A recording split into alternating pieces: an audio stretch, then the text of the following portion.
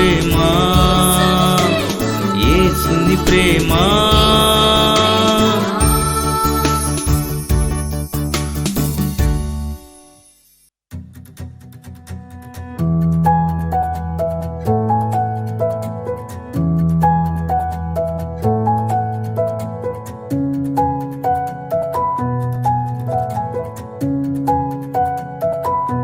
స్తుతి నైవేద్యం. Praise the Lord. ప్రభునందు ప్రియమైన వారలారా, ప్రతిరోజు వాక్యం వింటున్న మిమ్మల్ని అందరినీ దేవుడు బహుగా దీవించి ఫలింపు చేయనుగాక. 119వ కీర్తన 119వ కీర్తన 39-40 వచనాలు చదువుకుందాం. నీ న్యాయ విధులు ఉత్తములు, నాకు భయము పుట్టించుచున్న నా అవమానమును కొట్టివేయము. నీ ఉపదేశములు నాకు అధిక ప్రేమలు, నీతిని బట్టి నన్ను బ్రతికింపము. ప్రార్థన చేస్తున్నావు. కృప కలిగిన మా రాజా, మీకే వందనాలు నాయన. నీ దయతో మాతో మీరు రోజు మాట్లాడుతున్నారు ప్రభా. నీ దయ కలిగిన వాక్యాన్ని బట్టి మేము బ్రతకగలుగుతున్నాం, జీవించగలుగుతున్నాం, ధైర్యాన్ని కలిగి ఉంటున్నాం నాయన. మరొకసారి నీ ప్రియమైన స్వరం ద్వారా నీ ప్రజలందరితో మాట్లాడమని యేసు నామమున ప్రార్థన చేయుచున్నాము తండ్రి, ఆమేన్. ఈ కీర్తనాకారుడు అంటున్నాడు, నీ న్యాయ విధులు ఉత్తములు. దేవుని యొక్క న్యాయ విధులు ఉత్తమమైనవండి. దేవుడు ఆయన యొక్క మనకు విధించే విధులు న్యాయమైనవి. కాబట్టి నీతిని న్యాయమును పాటించే దేవుడు ఆయన న్యాయ విధులను మనకు ఎందుకు బోధిస్తున్నాడంటే, మనము న్యాయంగా బ్రతకడం కోసం, నీతిగా బ్రతకడం కోసం, సత్యములో మనం జీవించుట కొరకు. కాబట్టి దేవుని యొక్క కట్టడలు లేకపోతే ఆయన శాసనములు, ఆయన ఆజ్ఞలు అన్నీ కూడా న్యాయమైనవి, అవి ఉత్తమమైనవి. హల్లెలూయా కదండి. మనము ఉత్తమమైన వాటిని గూర్చి ఎప్పుడూ ఆలోచించాలి. మనము శ్రేష్టమైన వాటిని కోరుకోవాలి తప్ప శ్రేష్టము కాని వాటిని, తేలికైన వాటిని, లేకపోతే విలువ లేని వాటిని మనం కోరుకోకూడదండి. ఏది విలువైనదో. యేసు ప్రభువారు ఒక రోజున మార్తా మరియల ఇంటికి వచ్చినప్పుడు, మార్తా విస్తారమైన పనులు పెట్టుకుంటుంది. చక్కగా ఆమె యేసయ్యకి ఏం వండుదామని చూస్తారు.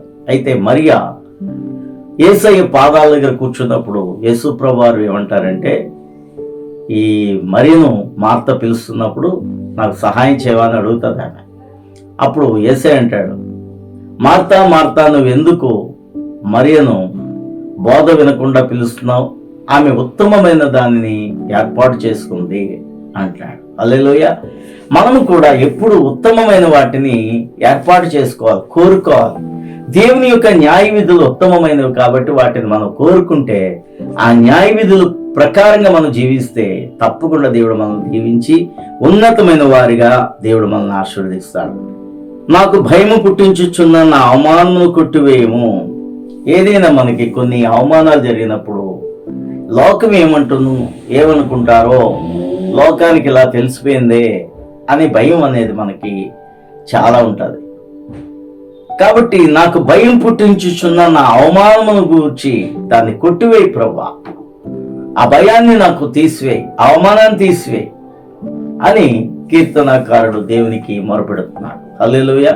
నిజమేనండి. సమాజంలో మనం గౌరవంగా ఉండాలి అంటే మనకు అవమానం రాకూడదు.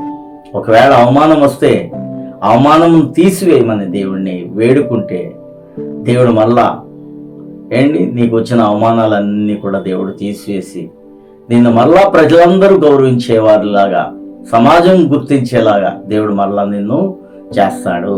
హల్లెలూయా. తర్వాత అంటున్నాడు, నీ ఉపదేశములు నాకు అధిక ప్రియములు, నీతిని బట్టి నన్ను బ్రతికింపు. చూడండి, దేవుని యొక్క ఉపదేశం అంటే దేవునికి, మరి కీర్తనాకారుడికి ఎంతో ఇష్టం. దేవుని యొక్క ఉపదేశములు అంటే కీర్తనాకారుడికి ఎంతో ఇష్టం. చూసారండి, దేవుని మాట. కొంతమందికి దేవుని ఉపదేశిస్తూ ఉంటుంటే, వాక్యం చెప్తా ఉంటుంటే లేచి ఏదో పని ఉన్నట్లుగా వెళ్ళిపోయే వాళ్ళు చాలామంది ఉంటారు. ఎందుకు అంటే దేవుని మాట వారికి ఇష్టం ఉండదు.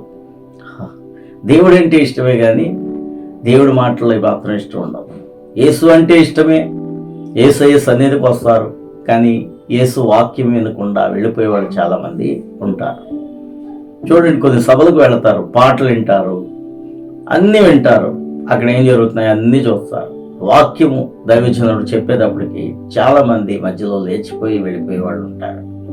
కొంతమంది కొద్దిసేపు ఏదో కూర్చొని తర్వాత వెళ్ళిపోతారు బయటికి. చివరికి ఆ వాక్యం పూర్తిగా వినేవాళ్ళు చాలా తక్కువ మంది ఉంటారు. టీవీలో లేకపోతే యూట్యూబ్లో వాక్యాలు చెప్పేవాళ్ళు చాలామంది ఉన్నారు ఈ రోజున. కానీ ఏ వాక్యమైనా పూర్తిగా అందరూ వింటారంటే వినలేని వాళ్ళు చాలామంది ఉన్నారు. కాబట్టి దేవుని యొక్క ఉపదేశం మనకి ప్రియముగా ఉండాలి. అది ఇక్కడ చెప్తున్నాను. నీతిని బట్టి నన్ను బ్రతికించము తండ్రి అంటున్నాడు. దేవుని యొక్క నీతిని బట్టి నన్ను బ్రతికించము. దేవుని యొక్క నీతిని బట్టే కాదు, మనం నీతిగా బ్రతకడం కూడా దేవుడిని అడగాలి. దేవుడు నీతిమంతుడని చెప్పుకోవటం మనకి ఎంతైనా మంచిదే, కానీ దేవుని యొక్క నీతిని బట్టి మనం నీతిని నేర్చుకొని నీతిలో బ్రతకడం అనేది చాలా ప్రధానమైనది. దేవుని బిడ్డలమైన మనము నీతిని పక్కన పెట్టి, న్యాయమును ప్రక్కన పెట్టి, సత్యాన్ని ప్రక్కన పెట్టి జీవిస్తే అది క్రైస్తవ జీవితం కాదు. క్రైస్తవ జీవితం నీతిలోను, న్యాయంలోను, సత్యములోను ఉండాలి. అదే క్రైస్తవ జీవితం. ప్రార్థన చేసుకుందాం. మహాపరిశుద్ధుడైన మా తండ్రి, మీకే వందనాలు. నీ వాక్యం ద్వారా మాట్లాడే ప్రతి మాటను బట్టి నీ నామాన్ని మహిమపరుస్తున్నాం. నీ కృపలో మమ్మల్ని జ్ఞాపకం చేసుకుని దీవించి ఆశీర్వదించుకొని యేసు నామమున ప్రార్థన చేయుచున్నాం తండ్రి, ఆమేన్. ఈరోజు రక్షణ పుట్టినరోజు జరుపుకుంటున్న బ్రదర్ రమేష్ గారిని దేవుడు దీవించునుగాక. ఇంకా తన ఆత్మీయ జీవితంలోనూ అన్ని విషయముల్లోనూ దేవుడు బహుగా దీవించి ఫలింపచేయునుగాక. Happy salvation day brother Ramesh. God bless you.